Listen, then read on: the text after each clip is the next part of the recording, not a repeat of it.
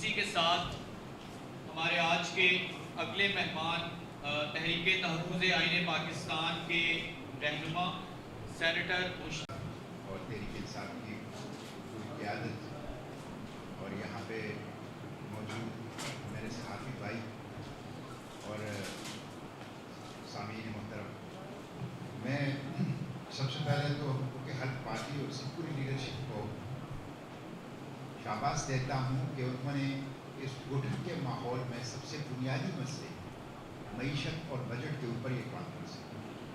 اور مجھے بہت دکھ ہوا کہ پریس کلب میں ایک ایجوکیٹو ایکٹیویٹی کے اوپر بھی دھمکیاں دی جائیں۔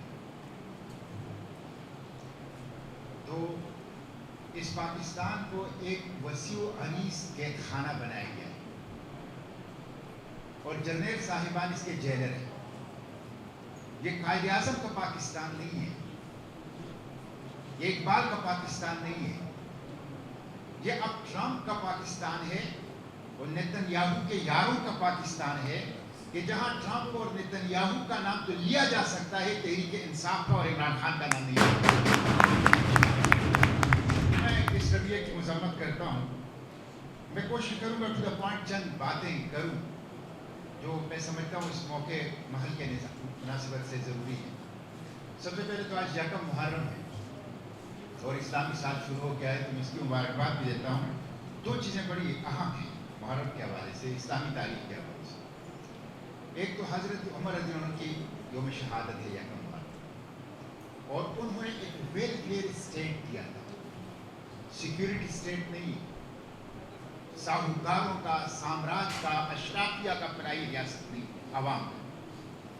اور اس میں حکمرانوں کے لیے 4 شرائط تھے، یہ سن لیجیے۔ حضرت عمر رضی اللہ عنہ جو ویلفیئر اسٹیٹ کیا تھا، اس میں پہلا شرط حکمرانوں کے لیے یہ تھا کہ وہ ترکی گھوڑے پر سواری نہیں کرے۔ اس میں دوسرا شرط یہ تھا کہ وہ ریشم کا کپڑا نہیں پہنے۔ اس میں تیسرا شرط حکمران کے لیے یہ تھا کہ وہ اپنا دروازے پر دربان کو نہیں بٹھائے۔ اور اس میں چوتھا شرط حکمران کے لیے یہ تھا کہ وہ چھنے ہوئے آٹے کی روٹی نہیں کھائے گا۔ اس کے لیے پاکستان بنا تھا، ساہوکاروں کے لیے نہیں، استعمار کے لیے نہیں، سامراج کے لیے نہیں۔ آج اس پاکستان کو پبلک ویلفیئر اسٹیٹ کے بجائے آرمی ویلفیئر اسٹیٹ بنا دیا گیا، اور یہ میں ثابت کروں گا۔ اور دوسری چیز اس محرم میں وہ حضرت امام حسین رضی اللہ عنہ، سرداد نداد دست در دستی یزید، سر تو دے دیا لیکن اپنا ہاتھ یزید کے ہاتھ میں نہیں دیا۔ رسم حسینی آج فرعونوں کے سامنے، طاقتوروں کے سامنے، جابروں کے سامنے بغاوت کی پکار ہی ایمان کا تقاضا، اس کے علاوہ کوئی راستہ نہیں ہے۔ اس لیے یہ سال جو نیا اسلام کا آتا ہے، یہ ہمیں یہ تعلیم دیتا ہے، ویلفیئر اسٹیٹ کی تعلیم، اور ہر سال جابر، استعمار، سامراج کے ایجنٹ کے سامنے بغاوت کی پکار بلند کرنے کی۔ تو یہ بہت زیادہ ضروری ہے۔ میں بجٹ پہ صرف چند اعداد و شمار آپ کو دیتا ہوں تاکہ آپ کو ایک فلیور مل جائے کہ یہ بجٹ ہے کیا۔ سب سے پہلی چیز تو آپ یہ دیکھ لیں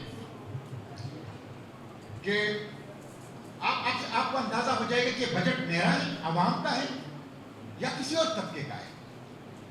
آپ کے مجموعی جو ریونیو ہدف ہے وہ 15,264 ارب روپے ہے، 15,264 ارب روپے۔ اس میں 8,000 ارب روپے ساہوکار لے جاتے، 8,000 ارب روپے، ٹھیک ہے۔ 4,000 ارب روپے آرمی لے جاتی ہے، 12,000 ہو گئے۔ 1,000 ارب روپے سول ایڈمنسٹریشن لے جاتی ہے، 13,000 ارب روپے ہو گئے۔ تو آپ کے پاس کیا رہتا ہے؟ آپ کے پاس رہتا کیا ہے؟ یہ ہے آپ کا بجٹ۔ یہ اس لیے میں کہتا ہوں یہ فراڈ ہے، یہ جھوٹ ہے، یہ دھوکہ ہے، یہ IMF کا بجٹ ہے، یہ مراد یافتہ طبقے کا بجٹ ہے۔ عوام کے لیے اس بجٹ میں کچھ بھی نہیں ہے۔ اور پھر آپ یہ دیکھیں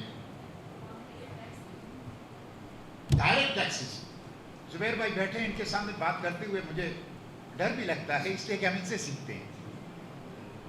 डायरेक्ट टैक्सेस हैं 7,613 अरब रुपए और इनडायरेक्ट टैक्सेस है 7,651 अरब रुपए।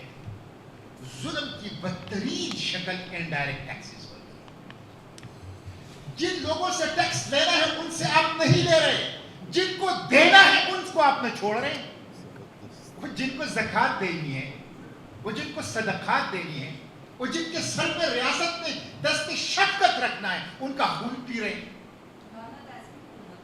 ये जुल्म है, ये जुल्म है कि यहाँ फ्लो ऑफ वेल्थ पुअर से रिचेस की तरफ है।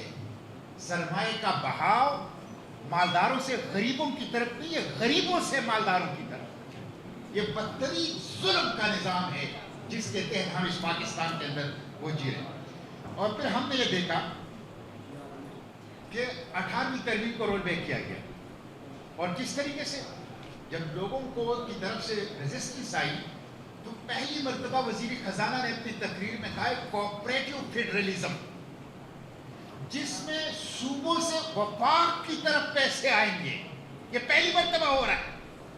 ये आप में दस्तूर के खिलाफ वर्जी कर रहे हैं और ये आप बगैर आईन में तरमीम करके आप 18वीं तरमीम को और कॉन्स्टिट्यूशन को आप रोल बैक कर रहे हैं। ये जुल्म है।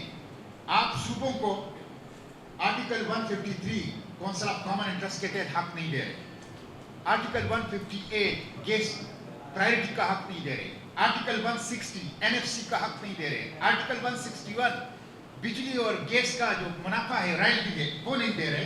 तो ये जुल्म है, ये जुल्म है कि जो किया जा रहा है।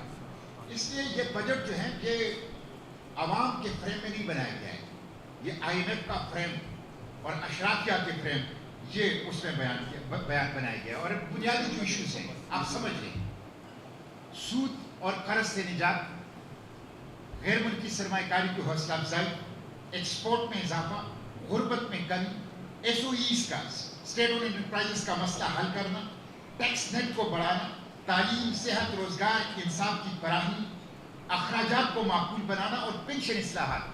कोई चीज मैंने देखी कि इस हवाले से बजट में नहीं। ये कैसा बजट है जो आपके की चैलेंजेस है इकोनॉमी के, उसका तो सिरे से उसमें जिक्र ही नहीं है, जवाब तो दूर की बात है। तो ये इसलिए मैं कहता हूँ ये फ्रॉड है, फ्रॉड। लोगों को ये समझाना चाहिए कि ये फ्रॉड है। ये IMF के लिए, मरातियाफ्ता तबके के लिए पैकेज है। हम आवाम के लिए सिवाय दुखों के, दर्द के और टैक्सों के, बोझ के, इसके अलावा इसमें और कुछ नहीं। इसलिए इसको भरपूर अंदाज से मुस्तरद करना चाहिए और हुकूक हल पार्टी खिराज तहसीन की मुस्तहिक है कि वो ये काम कर रही है। UNDP की रिपोर्ट है, ये मेरी नहीं है।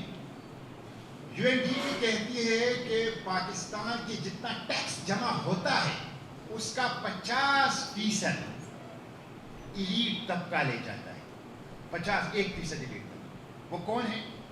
उसमें 4 तबका पहले, कॉर्पोरेट सेक्टर, जागीरदार, पॉलिटिकल अशराफिया और फौज। ये 4 तबका आपके टैक्सों का 50% ले जाता है, जो जितने टैक्स जमा होंगे। तो इसलिए ये एक बेरहम अशराफिया है। अशराफिया का नाम इसके लिए इस्तेमाल, ये असल में बेरहम बदमाशिया है, बेरहम माफिया है जो जो जो जो जो जो इस कौम के ऊपर मुसल्लत है। और सच्ची बात यह है, मैं आपको ये बात बताऊं, अगर मैं जमहूरी आदमी ना होता, अगर पार्लिमानी जिदोजहद मेरे पांव की जंजीर ना होती, तो मैं IPPs माफिया, खाद माफिया, शुगर माफिया और फार्मा माफिया के खिलाफ मुसल्लह जिदोजहद शुरू कर देता। पार्लिमानी सियासत मेरी पांव की जंजीर है, उसकी वजह, वरना ये इतना बेरहम है कि खुदा की कसम इनकी लूट मार को देख के इंसान से बर्दाश्त नहीं होता। इनके अंदर कोई रहा भी नहीं है यार। 11 करोड़ लोग खत गुर्बत से नीचे हैं, खत गुर्बत से नीचे हैं। 62% लोग सिर्फ इस वजह से बीमार हैं कि गंदा पानी पी रहे हैं। یقین کریے یہ اسلام تو بہت بڑی چیز ہے, انسانیت سے بھی آ رہی ہے. تو ان کے خلاف اب آپ دیکھیں نا, میں آپ کو بتاؤں, انہوں نے اسلام آباد میں کیا 80,000 لوگوں کے گھر مسمار کر دیے. سید پور گاؤں میں, بڑی امام میں اور دوسرے ہزاروں گھر, 80,000 لوگوں کے گھر. لیکن وہاں 1 کانسٹیٹیوشن ایوینیو پہ بلڈنگ کھڑی ہے. وہاں پہ اسلام آباد کلب غیر قانونی طور پر سرکاری زمین پہ قبضہ کیے ہوئے ہیں. وہاں گنز کلب غیر قانونی طور پر وہاں قبضہ کیے ہوئے ہیں. اور صرف اسلام آباد میں سرکاری افسران کی جو بلڈنگز ہیں اس کا ٹوٹل رقبہ ہے 6,912 کنال. سرگودا کا کمشنر 104 کنال کے گھر میں رہ رہا ہے.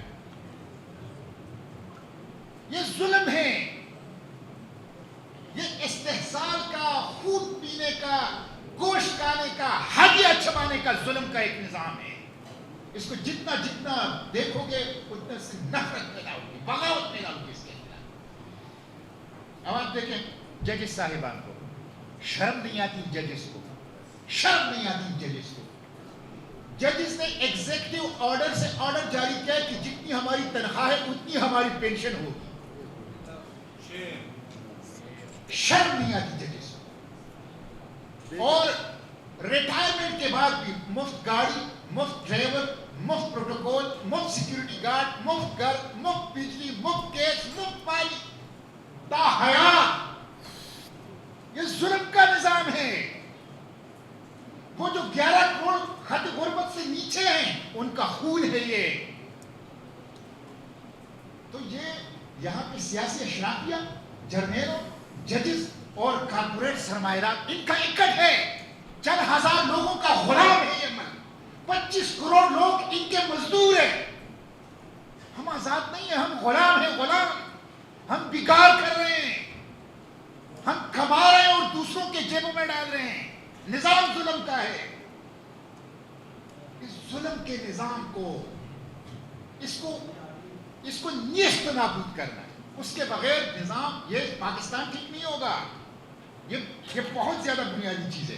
اب آپ دیکھیں نا CCD کو, کرائم کنٹرول ڈپارٹمنٹ نہیں ہے, کمپریہنسو کرائم ڈپارٹمنٹ ہے. یہ ٹیررسٹ ان یونیفارم وردی پوش قاتل ہے. یہ جو چکوال میں ہوا, ہانیہ 9 سال کی بچی, مجھے اس سے ہمدردی ہے. میری بچی ہے, میرے دل کا ٹکڑا ہے. ان کے والد صاحب زخمی ہیں اور میں مطالبہ کرتا ہوں یہاں سے زبیر بھائی کی قیادت میں کہ ان کے قاتلوں کو, ہانیہ کے قاتلوں کو نمونہ عبرت بنایا جائے. لیکن 9 سال کی ہانیہ, ان کی خوش قسمت یہ تھی کہ ان کا پاسپورٹ آسٹریلین تھا. وہ جو 940 ان لوگوں نے مار دیے پنجاب میں CCD نے, اس کے اوپر تو CCD کا ایک افسر نہیں آئے کہ ہم سے غلطی ہو گئی. یہ غلام ہے نا. اگر آسٹریلین گورنمنٹ 9 سال کی ہماری پاکستانی بچی ہانیہ کا, لاہور ہائی کورٹ کا چیف جسٹس کہاں ہے, پاکستان کا چیف جسٹس کہاں ہے, کہ آسٹریلیا کے حکومت اس کا نوٹس لیتی ہے, لیکن یہ بغیر اس کا نوٹس نہیں لے سکتے. تو یہ ظلم کا نظام ہے. ظلم ان سب کا اکٹ ہے, ایک دوسرے کو تحفظ دے رہے ہیں. ہم نے اس چیز کو سمجھنا ہے اور ظلم کے اس نظام کو توڑنا. میں زیادہ باتیں نہیں کروں گا چونکہ اکانومی کا ہے, تو میں آخر میں ایک لائن میں کچھ ڈیمانڈز کرتا ہوں. نمبر 1, ہم اشرافیہ جمہوریہ پاکستان نہیں مانتے. ہم 1% ریپبلک نہیں مانتے. ہم دستور پاکستان کے مطابق ایک اسلامی فلاحی ریاست, عوامی فلاحی ریاست, اس کا مطالبہ کرتے ہیں. پہلا مطالبہ میرا یہ کہ 8,000 ارب روپے IMF کو اور سود خوروں کو اور ساہوکاروں کو دینا پاکستان کے عوام مسترد کر دیے. ہمیں روڈ میپ دیا جائے اس ڈیٹ ٹریپ سے نکلنے کے لیے, ورنہ ہم بجٹ اور ہم کسی چیز کو وہ تسلیم نہیں کریں گے. ہمیں روڈ میپ دیا جائے, نمبر 1. نمبر 2, پیٹرول, ڈیزل, بجلی, گیس, آٹا, چاول, چینی, گھی, دالیں, ادویات, اس کی قیمتوں میں 50% کمی کی جائے. 50% नंबर 3, बुलेट प्रूफ गाड़ियां वापस करो, सरकारी पेट्रोल, सरकारी बिजली, सरकारी गैस, सरकारी गाड़ियां खत्म करो। जब मैं अपनी गाड़ी को यहाँ लाहौर आ सकता हूँ, जुबैर भाई खुद अपने खर्च पे आ सकते हैं, तो ये वज़रा और ये सरकारी अफसरान और ये जजेस और जर्नल अपने खर्चे पर इनकी बड़ी तनख्वाहों के बावजूद अपने दफातर क्यों नहीं जा सकते? ये जुल्म है। 90,000 से ज्यादा गाड़ियां आपने यहाँ पे लोगों के लिए 151 रुपए फी लीटर टैक्स ले रहे हैं, 1 लीटर पेट्रोल के अंदर इस गरीब आवाम से। तीसरा, जजेस, जर्नल, वजीर आजम, काबीना, वफाकी वज़रा, सबके मराद खत्म करो। ये जो मैंने बता दिया चीफ जस्टिस का और जजेस साहिबान का, ये जुल्म है, ये कहीं नहीं है, ये सफाकियत है, ये बेरहमी है, ये समदिली है। और गैर तरक्याती अखराजात 50% कम करो। डिफेंस बजट जिस तरह कहा गया नॉन कॉम्बैट बजट, उसको 50% कम से कम करो। और जो जखीरा अंदोज है और इनका कोई आप देखें, शुगर माफिया ने 44 अरब रुपए का जुर्माना लगाया कंपटीशन कमीशन ऑफ पाकिस्तान ने उनको। एक पैसा उनसे नहीं ले सके, एक पैसा नहीं ले सके उनसे। तो ये जखीरा अंदोज इनके ऊपर हाथ डाल, और ये मुझे पता है कि नहीं डालेंगे, लेकिन ये मैं आपके शऊर की लेके आ रहा हूँ। और जो बैरून मुल्क पैसा है उसको वापस लाया जाए। बैरून मुल्क पैसा पड़ा है, बहुत ज्यादा पैसा ले जाया जा रहा है, अभी भी ले जाएगा। मैं एक दफा इनका शुक्रिया अदा करता हूँ। यहाँ लाहौर में बैठा हूँ तो साहिब लुधियानवी के कुछ अशआर हैं, वो मेरे दिल की आवाज़ है, तो वो आप लोगों के सामने रख के अपनी गुफ्तगू ख़त्म करूँगा। इन काली सदियों के सर से जब रात का आंचल ढलकेगा, जब दुख के बादल पिघलेंगे, जब सुख का सागर चलकेगा, वो सुबह कभी तो आएगी जब हमें शरीफों से निजात मिलेगी, जब हमें जरदारियों से निजात मिलेगी, जब हमें जर्नैलों से निजात मिलेगी, जब हमें बेगैरत जजों से निजात मिलेगी इंशाअल्लाह।